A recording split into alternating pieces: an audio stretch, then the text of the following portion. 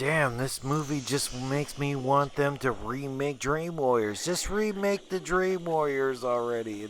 But this premise is pretty much let's have a Marvel movie inside of like a Dream Warrior setting. Right? Freddy Krueger versus mutants? Oh man, I would have loved that. That's not what happened, but maybe that's why it was on mothballs all these years. They filmed this like way back in the day. They filmed it in like 2017 or something. Like it's been on ice for like 3 years. And here's the whole premise. Basically, this girl, the main girl, she's like the most powerful mutant that they have because whatever you fear comes to life and kills you. Sort of like Ghostbusters with the Stay Puft Marshmallow Man, right? Remember, like you have to choose your destroyer and it'll come in the form of it? Basically, that's her. Or another way to put it is her power is being Freddy Krueger. Freddy Krueger is her mutant power. She doesn't know she has the Freddy Krueger mutant power, and her dad definitely doesn't know that yet. Because I guess once you hit puberty, that's when your mutant power comes to life. Even though the other movies, Mystique was a child. But anyway, she accidentally kills her father, then wakes up in this like mental hospital prison thing. And she's not locked up alone. She has aura for Game of Thrones. She turns into a wolf. There's a force field that keeps them in, which the doctors do. She's a mutant too. You got Flame Guy, who's not with the Fantastic Four. Different sort of Flame Guy. I guess there's multiple Flame Guys. Then you got the girl from The Witch and Split, who, I don't know how to explain her power. Power is going through portals and a blue arm sword thing. Yeah, she's the hot one of the group, and the flame guy wants a piece of that. So it's really Dr. Reyes' prison, but, it's just her. It's no staff and everything. She does have the force fields, but the real villain is her, man. She's the one bringing all these dangerous nightmares to life, killing people, or at least trying to kill them, right? If it wasn't for her, the hospital would actually be a pretty cool place. Like, that's a pretty good deal. Like, alright, we're going to be locked up. It's like A Clockwork Orange. We do our time, we control our powers, we get home free, right? Let's kill that girl bringing all this problem to us instead.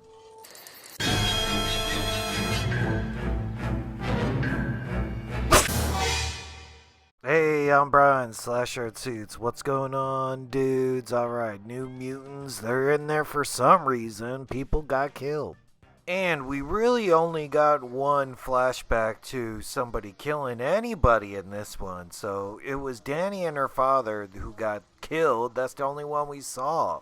The other people, they just explained it without showing it, right? For instance, the flame guy killed his girlfriend. Right, not on purpose. It was just like, ooh, I'm getting a little hot and bothered, and boom, busted up in the flames and burnt her up. I mean, we didn't see it, but it sounded cool. Yeah, they all had stories like that. They all killed somebody to end up in this prison sort of place.